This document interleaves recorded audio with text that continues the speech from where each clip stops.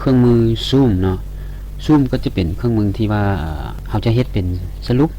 บทสไลด์ของเขาทั้งหมดเนาะยกตัวอย่างว่าเขาเจ้าจะไปซูม summary zoom ติ๊กออกมาเนาะติ๊กออกมาแล้วเขาจะเห็นสไลด์ทั้งหมดของเขาว่ามีจากสไลด์เนาะ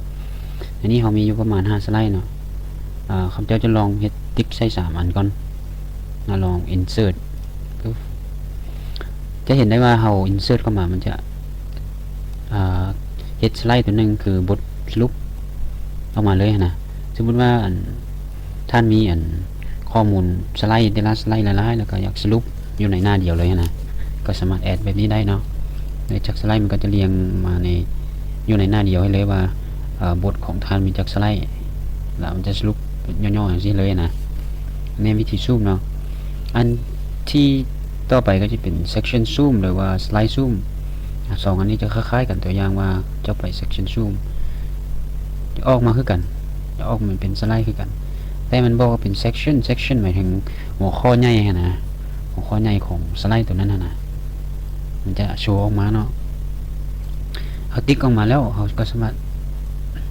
จัดเอาไว้ใส่ก็ได้เนาะในสไลด์ section ตัวนี้เขาสามารถจัดไว้อยู่วันไหนก็ได้เนาะ คือจะสรุปมาเป็น section เอาสไลด์ซูมตัวที่3ก็คล้ายกันสไลด์ซูมตัวนี้จะเป็นทางเว็บสไลด์มันมีจากสไลด์ก็โชว์ออกมาเลยแล้วเขาก็จะเลือกเมื่อหรือว่าเลือกตัวใดที่เราต้องการเนาะ insert คือกันเนาะ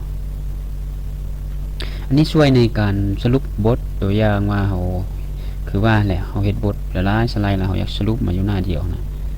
เพื่อเขาจะอธิบายพรีเซนต์ของเขานะได้ง่ายแล้วก็คนเข้าใจก่อนแล้วค่อยไปแต่ละสไลด์บอกหรืออาจจะเอาดึงมาเป็นตัวท้ายรุมชุดบอกว่าแต่ละสไลด์ลงมาละตัวสุดท้ายเป็นตัวสรุปสไลด์ทั้งหมดเลยนะ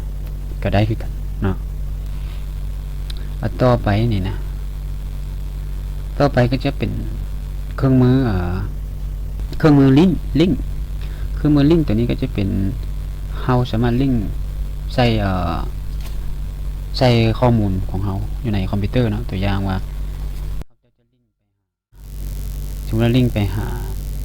ข้อมูลเนาะมันจะโชว์โฟลเดอร์ออกมาจะเอาข้อมูล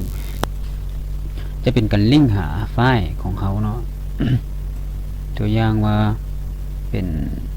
เอาไฟล์ของเขาเป็นการ insert link เนาะ link ของที่ว่า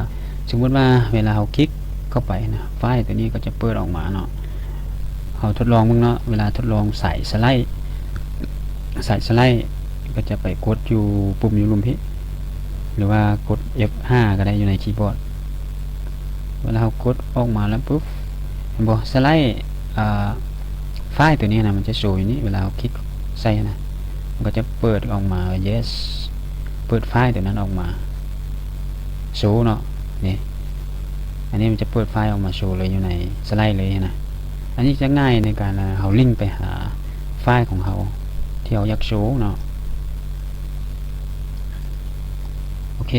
อันนั้นเป็นเครื่องมือลิงก์เนาะลิงก์หรือว่าอาจจะลิงก์เป็นเว็บไซต์ก็ได้ตีใช่นี่เอาหรือว่าตีใช้รูปเอาเป็นว่าจะเป็นอีเมลบ่หรือว่าเป็นด็อกิเมนต์บ่อยู่ใส่ลองลิงก์เบิ่งเด้อก็เป็นเรียกว่าเขาลิงก์ไปหาสไลด์ตัวใดหนึ่งบ่ก็คล้าย Excel นะตัวอย่างว่าเขาเจ้าอยู่สไลด์7แต่อยากลิงก์ไปหาสไลด์1จังซี่นะก็สามารถเฮ็ดได้กันปึ๊บเห็นบ่มันจะโชว์ออกมาเลยทีนี้เวลาเราคลิกพรีวิวเนาะเราไปหากดอยู่บทสอนมันก็จะลิงก์มาหาตัวสไลด์ตัวที่1เลยนะเข้าใจบ่ เนาะนี่เป็นเครื่องมือลิงก์เนาะ